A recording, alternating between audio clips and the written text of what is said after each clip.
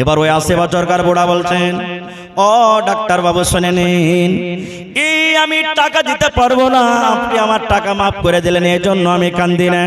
বলছে তাইলে কেন কাঁদছেন? বলছেন ডাক্তার বাবু, আপনার হসপিটালে আমি কতদিন থাকলাম, কত ঘন্টা থাকলাম? বলছে 12 ঘন্টা। বলছে 12 ঘন্টার চার্জ কত হলো? বলে 15,000। এবার বলছেন ডাক্তার বাবু, যদি আপনার হসপিটালে 12 ঘন্টা থাকার চার্জ যদি আমার 15,000 টাকা হয়, আমার শ্বাস নিতে অসুবিধা হচ্ছিল, আমি শ্বাস নিতে পারছিলাম না, আমার কষ্ট হচ্ছিল, তার চার্জ যদি 15,000 হয়, আজ আমার 80 বছর বয়স হয়ে গেল ডাক্তার বাবু, জীবনে কোনোদিন আল্লাহকে মানিনি, জানিনি, বুঝিনি, আল্লাহর নিয়ামতের কোনোদিন শুকরিয়া আদায় করিনি, এই জন্য আমি কাঁদছি।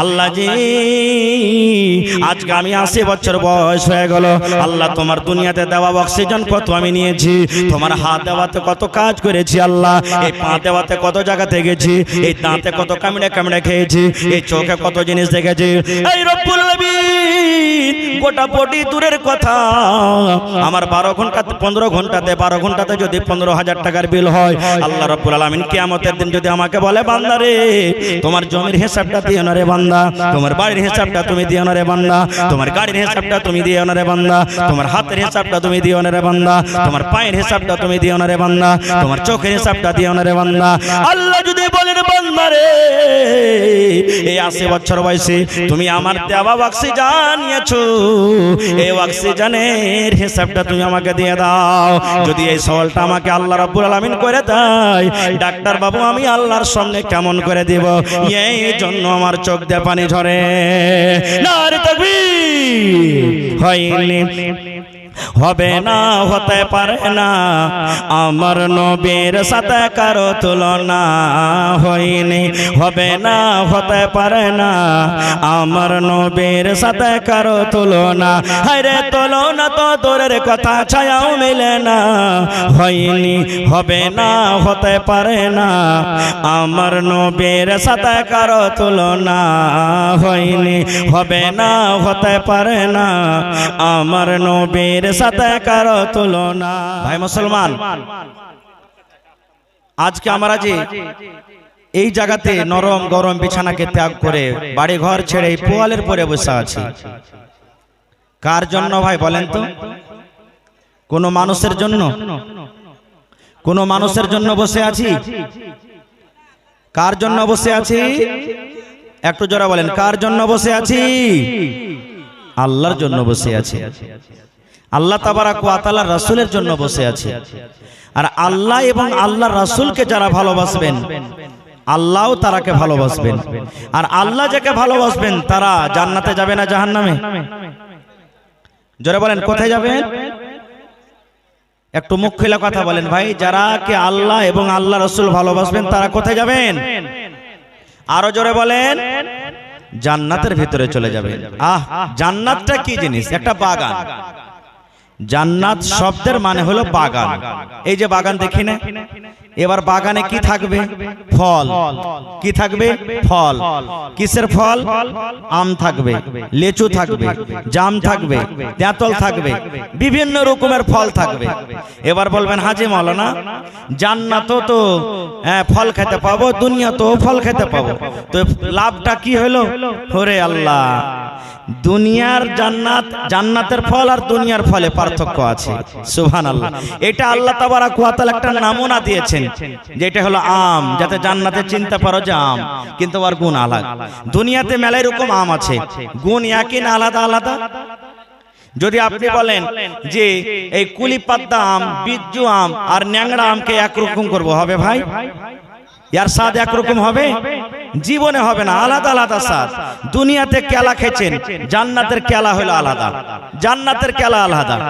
দুনিয়াতে একবার যদি কোনো বেটি ছেলের বিয়ে হয়ে যায় আর খিরকাছের দিনে যদি তালাক হয়ে যায়, বেটি ছেলেটার সাথে আর মিলন হয়নি, খালি বিয়ে হয়ে শ্বশুর বাড়ি গেছে আর যার কারণে আর তালাক হয়ে যায়, তো চট করে কোনো বেটি ছেলেকে বিয়ে করবে? বলেন বিয়ে করবে? কেন বিয়ে করবে না? ই আইবদার হয়ে গেছে, এক পুরুষ একে তালাক দিয়ে দিয়েছে। কিন্তু আল্লাহর নবী বলেছেন জান্নাতে যে আল্লাহ বেটি ছেলে দিবে, তো যখন যখন যাবেন তখন তখন মনে হয় পহিলা বাসর ঘরের রাইতি পাবেন, কুঁয়ারি পাবেন। সুবহানাল্লাহ, পড়েন সুবহানাল্লাহ।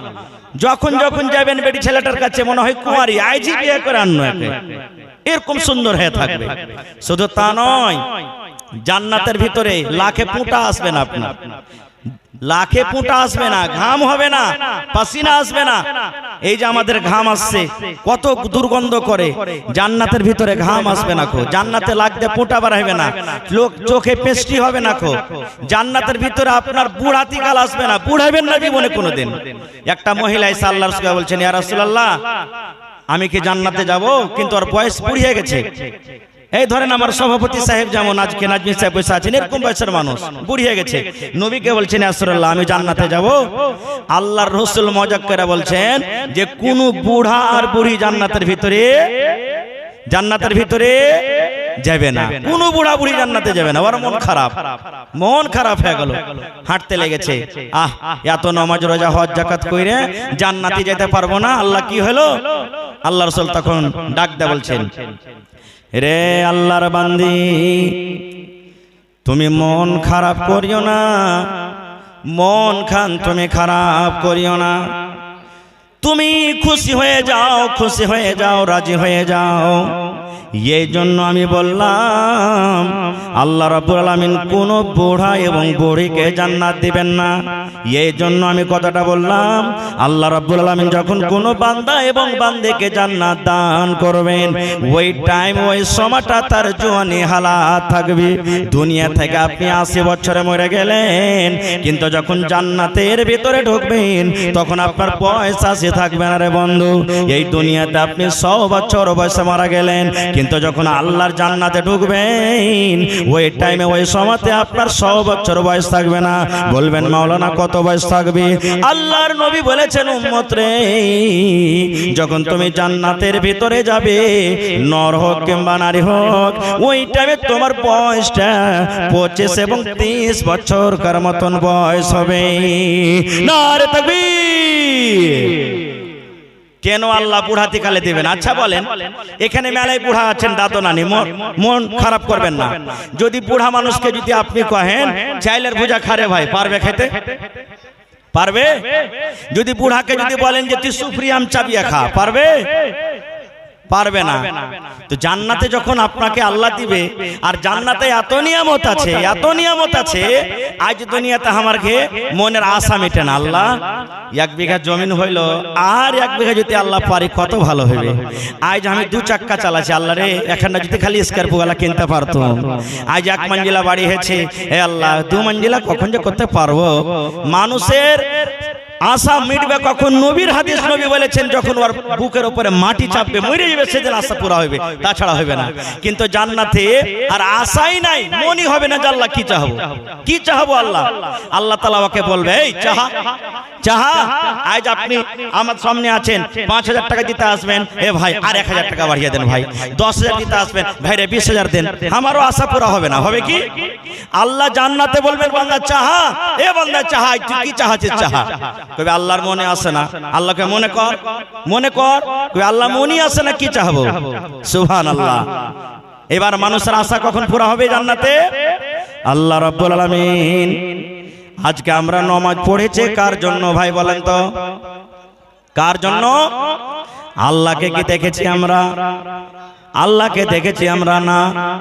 আজকে দান করব 5000, 10000, 1000, 2000, কার জন্য দান করব? কার জন্য? একটু কথা বলেন। আল্লাহর জন্য। কিন্তু আল্লাহকে কি দেখেছি? না, আল্লাহকে দেখেনি। আজকে একটা হাজী সাহেব 4 লক্ষ 5 লক্ষ টাকা হজ করে চলে যায়, হজ করে আসে, আল্লাহর জন্য, কিন্তু আল্লাহকে দেখেনি। এই পৃথিবীতে কোটি কোটির মালিক আছে, কত টাকা রাতে দিনে খরচ করে দেয় আল্লাহ রাব্বুল আলামিনের জন্য। কিন্তু মুসলমান, আল্লাহ রাব্বুল আলামিন কিয়ামতের দিন বান্দাকে বলবে, বান্দারে চাহা আমার কাছে কি চাবি আমি আল্লাহ দেব। মানুষের যখন মনে পড়বে না, এবার আল্লাহ রাব্বুল আলামিন নিজের অরিজিনাল চেহারা, নিজের অরিজিনাল সুরাত, নিজের অরিজিনাল চেহারা আল্লাহ রাব্বুল আলামিন পর্দা আল্লাহ হটিয়ে দিবেন। আজকে আমরা আল্লাহকে দেখতে পাই না, কিন্তু জান্নাতের ভিতরে আল্লাহ পর্দাকে হটিয়ে দিবেন। আল্লাহ রাব্বুল আলামিন আমার আপনার সামনে হয়ে যাবে। যত লোক জান্নাতের ভিতরে যাবে সমস্ত জান্নাতীরা আল্লাহকে দেখবে।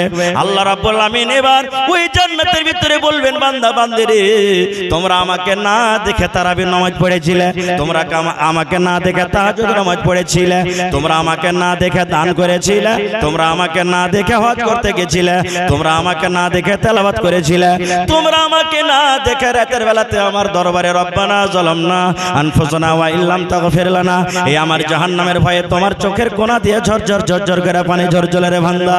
এই আমার বান্দারা শোনো, দুনিয়াতে তোমরা আমাকে দেখতে পাওনি, আজকে আমি আল্লাহ রাব্বুল আলামিন আমার অরিজিনাল চেহারা, অরিজিনাল রূপ, অরিজিনাল চেহারা তোমাদের সামনে আমি আল্লাহ আল্লাহ ঝকমকিয়ে দিয়েছি। দেখো রে বান্দা তুমি আমাকে দেখো।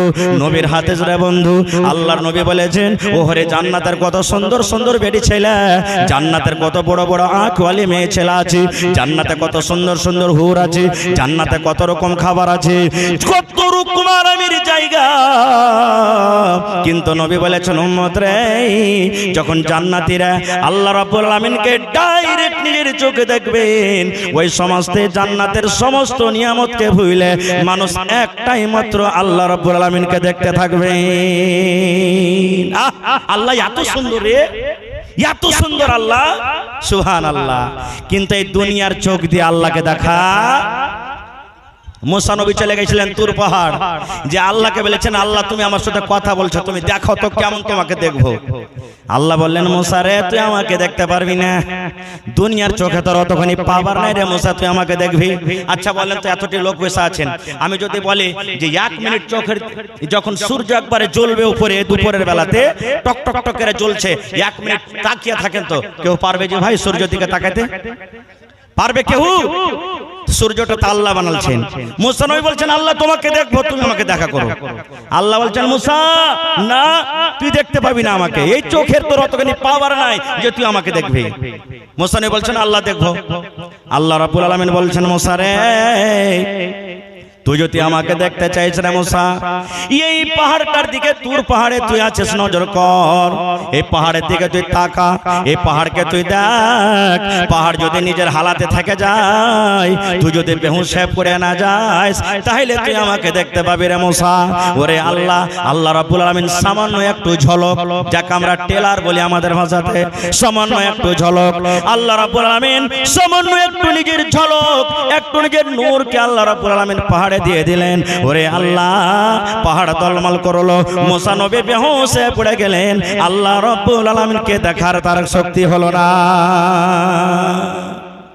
ভাই আমার, মেলায় কথা আছে থেকে আমি যাব না খো, তো আপনাদের সামনে আমি তেলাওয়াত করেছি, আল্লাহ তাবারাক ওয়া তাআলা আমাদেরকে নিয়ামত দান করেছেন। বলবেন কি নিয়ামত জি মাওলানা? নিয়ামত কত আছে? আজকে কত কোটি কোটি টাকার মানুষ হিসাব করছে, কিন্তু আল্লাহ নিজে বলছেন যে আল্লাহর নিয়ামত কত আছে। আল্লাহ রাব্বুল আলামিন সূরাতুন নাহলে বলছেন, ওয়া ইন তাউদ্দু নি'মাতাল্লাহি লা তুহসুহা। আল্লাহ রাব্বুল আলামিন বলেন, বান্দারে, এই আমার দুনিয়ার বান্দিরা শুনে নাও, তোমরা কপি কলম নিয়ে যদি আমার নিয়ামতকে তোমরা লিখতে লাগো, আল্লাহ কত নিয়ামত দিয়েছে, এই কপি কলম নিয়ে যদি নিয়ামত লিখতে লাগো রে বান্দা, তোমার কপি কলম শেষ হয়ে যাবে, কিন্তু আমার নিয়ামত রেখে তুমি শেষ করতে পারবে না। যারা সায়েন্স দা, ওরা বলছে যে দুনিয়াটাকে 3 ভাগে ভাগ করা হয়েছে। কয় ভাগ? 3 ভাগে ভাগ করা হয়েছে। দুনিয়াতে 3 ভাগ করে 2 ভাগ শুধু পানি আছে। কি আছে? পানি। 1 ভাগ মাত্র সুখা, আর এই সুখার মধ্যে ছোট ছোট বিল খালে গেলে আলাদা আছে। এই দেখেন কিছুদিন আগে পানিতে কত কত জায়গা চলে গেল, কত কত বিল্ডিং ভেসে গেল। এবার বলার উদ্দেশ্য, গোটা পৃথিবীকে 3 ভাগ করে 2 ভাগ পানি আছে আর 1 ভাগ সুখা। ভাই আমার, আল্লাহ রাব্বুল আলামিন এত নিয়ামত দান করেছে আমাদেরকে। এই জমিনের উপরে 2 ভাগ জমিনে পানি আছে, দুনিয়াতে 2 ভাগ জল আছে, পানি আছে।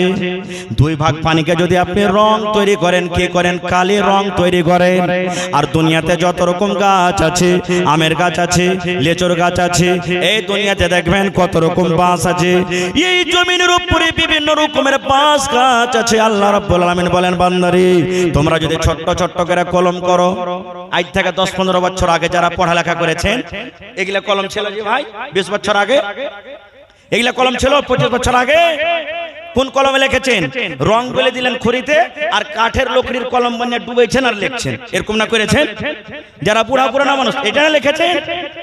আল্লাহ রাব্বুল আলামিন বলেন, বান্দারে এই জমিনের উপরে যত গাছ আছে, সমস্ত গাছকে যদি তুমি কেটে কেটে কেটে কেটে এরকম করে তুমি কলম তৈরি করো রে বান্দা, আর দুনিয়ার জমিনে যত পানি আছে, সমস্ত পানিকে যদি তুমি রং করে দাও, পানি করে দাও রে বান্দা, আল্লাহ বলেন, বান্দারি দুনিয়ার গাছ খতম হয়ে যাবে, কলম করে লিখতে লিখতে লিখতে দুনিয়ার লোকই খতম হয়ে যাবে, সমুদ্রের পানি রং করে সমুদ্রের পানি শুকিয়ে যাবে, কিন্তু আল্লাহ বলেন, বান্দা লা তুহসুহা, তোমরা আমার নিয়ামত লেখে শেষ করতে পারবে না।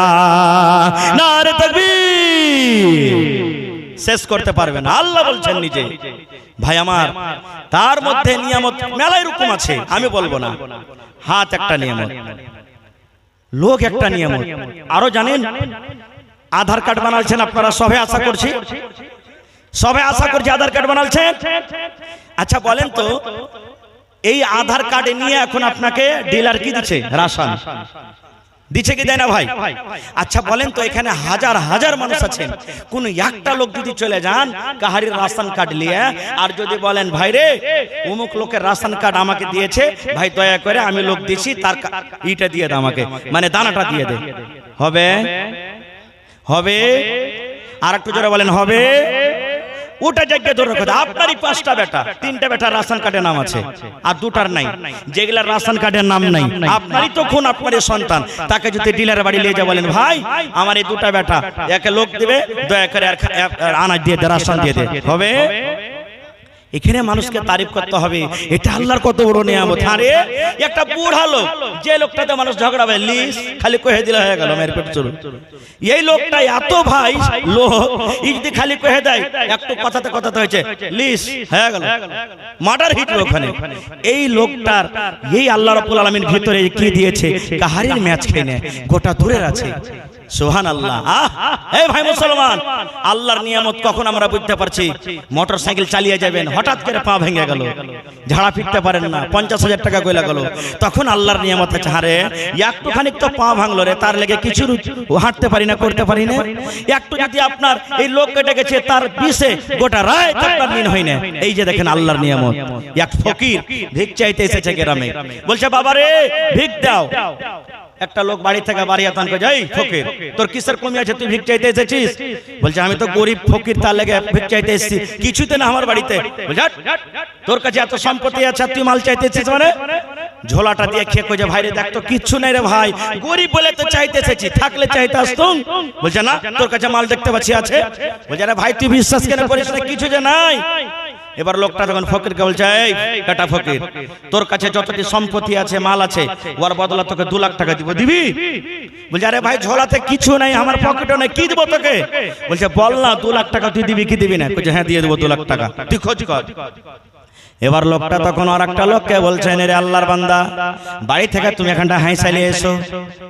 ফকির বলছে, আমাকে কাটে ফেলবে নাকি? জি যাই চলে আসতে কইছো। বলে, দেখো তো তুমি যে কইছো আমি গরিব, কিছু মাল নাই, দেখো তোমার কাছে মাল বাড়াইছে কিনা। হাসা যখন লেসা হয়েছে, এবার লোকটা ফকিরকে বলছেন, বেটা তুমি এখানে আগে এসো। বলছে, কেন? বলছে, আল্লাহর বান্দা রে, আল্লাহ রাব্বুল আমিন তোমাকে 2খান হাত দিয়েছে রে বান্দা, 1খান হাত তুমি আমাকে কাটে দিয়ে দাও, এই 1খান হাতের বদলাতে তোমাকে আমি 50,000 টাকা দান করব। দিবে? দিবে ভাই? বলছে বান্দারে তুমি এখন পা দিয়ে দাও, আল্লাহ দুখান তোমাকে পা দিয়েছে, এখন পা তুমি আমাকে কেটে দিয়ে দাও, আমি তার বদলাতে তোমাকে 50,000 টাকা দেব। বলছে না পারবো না। বলছে বান্দারে আল্লাহ রাব্বুল আলামিন তোমাকে দুটো চোখ দিয়েছে, এই চোখ তুমি একটা রাখো, একটা তুমি আমাকে দিয়ে দাও। বলছে না দেব না। এই মুসলমান এবার ওই লোকটা বলছে আল্লাহর বান্দারে তোমার হাত মজবুত আছে, তোমার বডি সহি সালামতে আছে, তোমার চোখটা ভালো আছে, আল্লাহ রাব্বুল আলামিন তোমাকে এত সুন্দর নিয়ামত করে বডি দান করেছেন রে বান্দা, তাহলে তুমি তো ধনী মানুষ, তোমাকে কে গরিব বলবে? তুমি গরিব নয় রে, গরিব নয়। আল্লাহ রাব্বুল আলামিন তোমাকে একটা বডি দান করেছে, তোমার হাত পা চোখ সব সহি সালামতে আছে, এটাই হলো আল্লাহ রাব্বুল আলামিনের একটা নিয়ামত। 80-90 বছরকার বুড়া বেমারি পড়ে গেছে, এমার্জেন্সি কেস। মানুষ যখন এমার্জেন্সি পেশেন্ট হয়ে যায় কোথায় নিয়ে যায় তাকে?